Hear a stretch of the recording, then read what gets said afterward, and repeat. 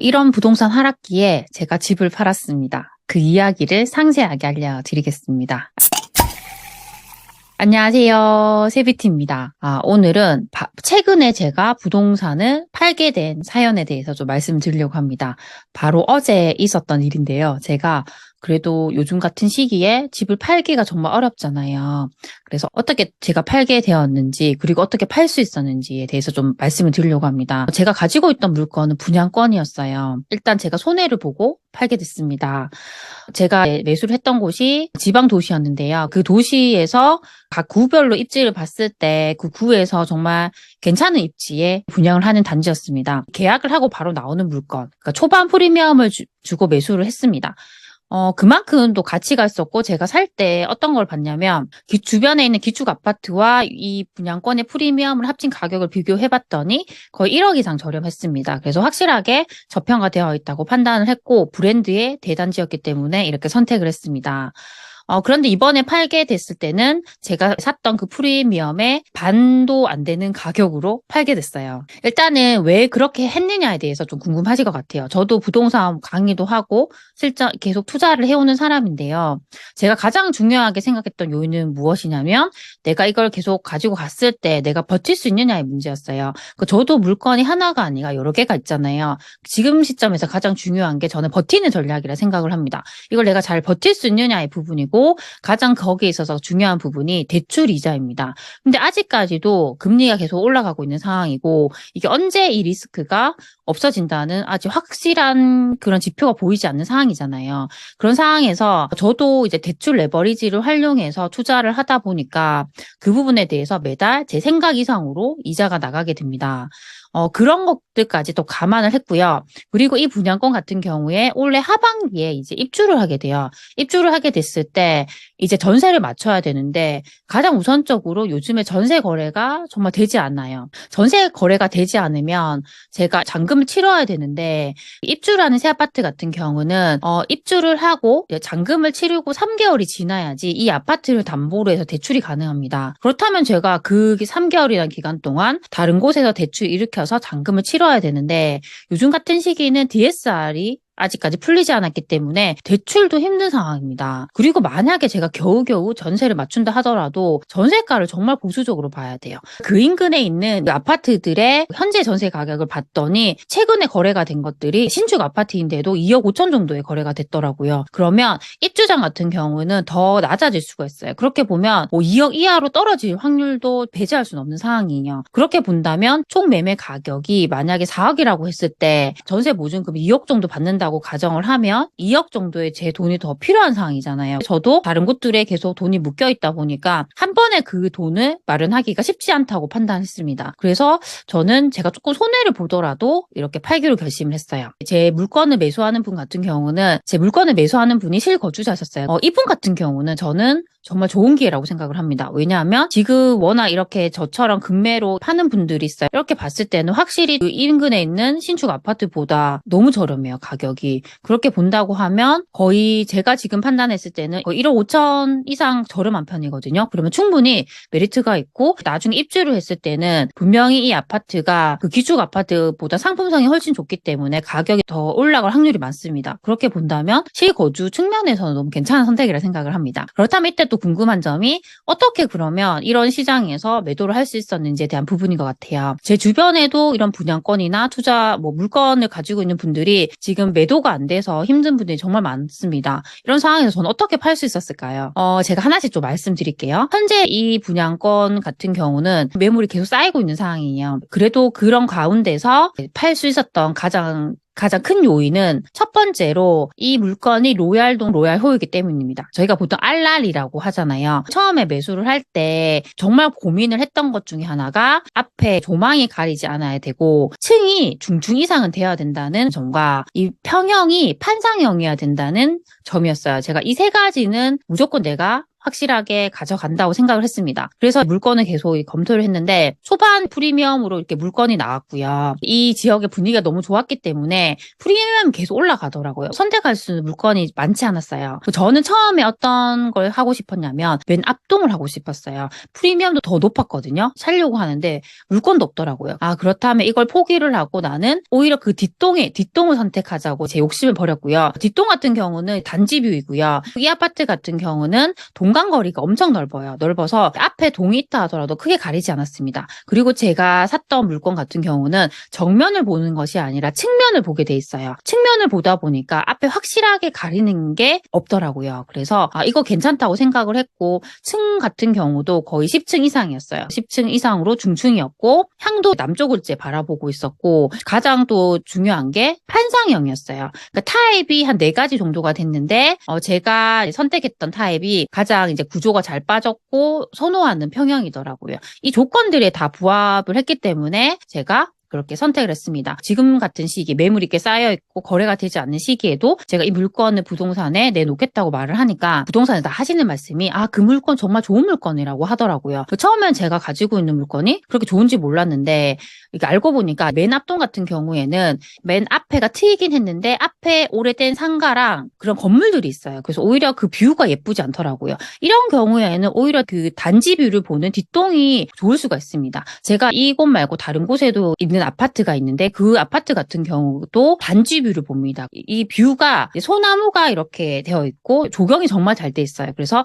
1층에 차가 다니지 않고 소나무가 심어져 있고 벤치가 예쁘게 되어 있어요. 이곳 같은 경우도 바로 정면을 보는 것이 아니라 측면으로 틀어져 있어요. 그렇다 보니까 앞에 막히는 게 없더라고요. 우리가 선택을 할 때 무조건 앞동이라고 좋은 건 아니더라고요. 앞동이더라도 앞에 정말 호수 뷰가 있거나 확실하게 정말 좋은 그런 뷰가 있다고 하면 메리트가 있지만 오히려 앞에 오래된 상가나 이런 건물들이 있다고 했을 때는 오히려 그 단지 뷰를 보는 게 확실히 더 좋을 수가 있어요. 그래서 그런 점들도 잘 검토를 하고 하시면 좋을 것 같습니다. 두 번째는 이것이 일반 분양 물건이란 말입니다. 이 아파트 같은 경우에도 재개발을 했던 물건이고요. 재개발을 했던 물건을 일반 분양을 한 물건이었습니다. 지금 조합원 입주권도 나와 있고요. 일반 분양권도 나와 있습니다. 차이가 뭐냐면 조합원 입주권 같은 경우는 확실하게 일반 분양권보다는 분양가가 저렴합니다. 분양가가 거의 1억 이상 저렴해요. 그래서 총 내가 사는 가격을 따져봤을 때는 이 조합원 입주권을 사는 게 확실히 저렴합니다. 그런데 지금 내가 당장 들어가야 되는 그 투자금을 비교했을 때는 오히려 조합원 입주권이 돈이 더 많이 들어가게 돼요. 조합원 입주권 같은 경우는 현재 내가 줘야 되는 돈이 감평가에다가 프리미엄을 더한 금액, 여기서 만약에 내가 이주비 대출이 가능하다고 하면 이주비 대출을 뺀 금액이 지금 당장 들어가야 되는 거예요. 제가 이걸 잠깐 계산하는 거 잠깐 보여드리면 만약에 감정평가액이 1억 2천만 원이고 프리미엄이 9,500만 원이라고 이제 가정을 해볼게요. 이때 이주비 대출 같은 경우는 이제 감정평가액의 60%입니다. 그래서 1억 2천에 60%라고 하면 7,200만 원이 돼요.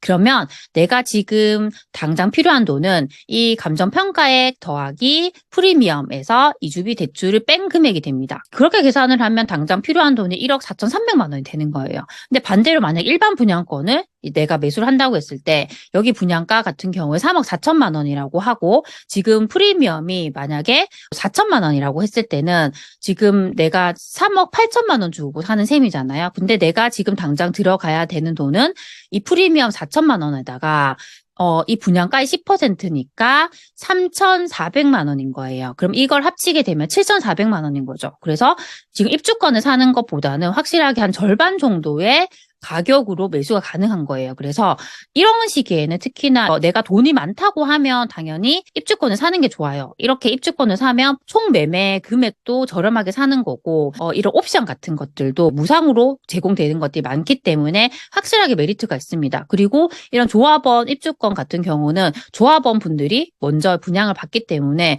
좀 더 좋은 동이나 조금 더 좋은 호수를 갖고 있을 확률이 많아요. 그런 것들을 감안하면 좋지만 내가 정말 돈이 적거나 한다면 이럴 때는 오히려 이런 입주권이 좀 더 무거울 수 있어요. 돈이 많이 들어가다 보니까 무겁기 때문에 오히려 좀 더 가벼운 투자금이 적게 드는, 돈이 적게 드는 이런 일반 분양권을 선호하더라고요. 그래서 이렇게 분양권 상태에서 또 팔게 될 때는 오히려 옵션이 또 많은 게 안 좋을 수 있어요. 저 같은 경우는 제가 시스템 에어컨을 거의 5대를 넣어놓은 상태였어요. 저는 전세를 줄 것까지 감안해서 그렇게 했는데 투자를 하신 분들은 이렇게 되면 옵션에 대한 비용까지 본인이 지불해야 되기 때문에 꺼려 하더라고요. 근데 저는 다행히 이분께서는 실거주를 하실 분이라서 시스템 에어컨 같은 경우는 본인이 필요하다고 판단하신 거예요. 그래서 흔쾌히 이제 이 부분도 다 감안해서 팔 수 있게 되었습니다. 세 번째 부분은 매도를 할 때 부동산에 많이 내놓는 게 좋은지 안 좋은지에 대한 부분인 것 같아요. 저도 처음에 얼마 정도의 가격에 내놓으면 좋을지를 알아보려고 그런 부동산에 몇 군데 전화를 했더니 어떤 한 부동산에서 어떻게 말씀하셨냐면 다른 데 내놓지 말고 본인한테만 내놓으라고 계속 말씀하시는 거예요. 그렇게 해서 본인이 아는 그런 부동산 몇 군데만 이렇게 해서 관리를 하면서 잘 팔아주겠다. 섣불리 지금 같은 시장에 거래도 안 되는데 많은 부동산에 내놓게 되면 그런 데서 가격을 더 계속적으로 내리자고 요구할 수도 있기 때문에 오히려 내가 죗값을 받으려면 그렇게 많은 곳에 내놓으면 안 된다 이렇게 말씀하시더라고요. 그래서 처음에 좀 솔깃했어요. 그러다가 그때 제가 판단했을 때는 제가 여태까지 제 경험을 생각을 했을 때는 그래도 어느 정도 더 많은 곳에 내놔야지 경쟁도 되고 더 많은 분들이 제 물건을 볼 수 있잖아요. 그래서 저는 그게 더 좋지 않을까라고 생각했어요. 그러다가 그 소장님께는 말씀드리지 않고 다른 부동산에도 이렇게 다 내놨습니다. 결국에는 이번에 제 물건 사겠다고 연락 오신 분도 다른 곳에 물건 내놓으면 안 된다고 했던 그분이 아니라 아예 다른 분이셨어요. 그래서 제가 이번 경험을 통해서도 알게 된 게 최대한으로 이제 물건을 많이 푸는 게 더 중요하다는 것을 알게 됐습니다. 마지막으로는 가장 중요한 부분일 수 있는데 매도를 할 때는 어느 정도 나의 욕심을 내려놓는 게 좋습니다. 저 같은 경우도 만약에 제가 욕심을 부린다고 하면 최대한 손해를 보기 싫잖아요. 최대한 더 많은 금액을 받고 싶겠죠. 그렇게 생각을 하다 보면 지금 같은 시장에 제가 절대 팔 수가 없습니다. 제가 버틸 수 있다고 하면 당연히 팔지 않겠죠. 근데 저도 여러 가지를 감안했을 때 이제 이런 물건 같은 경우는 일단 매도를 하고 지금은 버티는 전략으로 간 후에 추후에 제가 이 돈들을 더 보태가지고 더 좋은 거 살 수 있잖아요. 그런 제 장기적인 이제 계획이 있기 때문에 파는 거예요. 그래서 이렇게 내가 팔기로 결정을 했다고 하면 저는 내 욕심을 내려놓는 게 맞다고 생각을 합니다. 내가 조금이라 돈 더 받으려고 했다가 오히려 그 기회를 놓쳐가지고 제가 못 파는 경우도 많이 봤거든요. 그래서 결국에는 그 욕심 때문에 이렇게 일이 틀어지는 경우가 많습니다. 그렇다고 하면 그냥 차라리 그냥 기분 좋게 매수자가 원하는 금액에 맞춰줘가지고 매도를 하는 게 저도 좋고 사는 사람도 좋잖아요. 저는 그렇게 매도를 해왔습니다. 우리가 지금은 내가 손해를 보는 것 같지만 나중에 생각을 한다면 분명히 이걸 계기로 해서 더 좋은 투자를 또 할 수가 있어요. 그래서 지금 같은 시기는 저는 어떻게 보냐면 언제까지 이렇게 시장이 안 좋을 수는 없잖아요. 결국엔 다시 시장이 좋아지겠지만 지금은 그래도 최대한 리스크를 관리하는 게 가장 중요한 시점이라 생각을 합니다. 그래서 내가 가지고 있는 그 물건들을 잘 보면서 어떤 것이 지금 더 나에게 리스크를 더 줄 수 있는지, 만약에 정말 못난 것들이 있거나 아니면 내가 지금 가지고 있는 것 중에 너무 돈이 많이 들어간다거나 여러 가지 또 그런 것들이 있을 거예요. 그런 것들이 있다고 하면 좀 손해를 보더라도 지금 같은 시기에 매도를 할 수 있지 않나라는 생각을 합니다. 그래서 항상 우리가 좋은 투자만 할 수 있는 건 아니에요. 저도 처음에 실패한 투자도 했고 좋은 투자도 했지만 그런 것들이 계속적으로 저에게 쌓이고 쌓이면서 제 경험이 되더라고요. 그리고 이런 결정을 함에 있어서 제 기준이 생기기 때문에 이게 100% 정답은 아니겠지만 저에게 맞는 방식으로 전략을 짜게 되더라고요. 그래서 이렇게 해서 또 돈이 확보가 되면 일단은 이 장을 제가 잘 견뎌 나갈 수 있는 것이고 또 다음을 또 기약할 수가 있잖아요. 그런 측면에서 저는 하고 있고 우리가 매도를 한다고 해서 항상 수익이 또 날 수 있는 건 아니에요. 그래서 이걸로 인해서 실패한 투자를 했다. 그렇게는 생각을 하지 않았으면 좋겠고요. 다음을 위한 내가 더 기회를 잡기 위한 쉬어가는 전략이다. 이런 식으로도 볼 수 있을 것 같습니다. 오늘은 제가 최근에 매도를 하게 된 것에 대한 이야기를 좀 해드렸습니다. 그래서 제가 이제 오늘 들려드린 이야기가 저희 소치님들에게 조금이라도 도움이 되셨으면 좋겠습니다. 그럼 우리 다음 시간에 만나요. 안녕.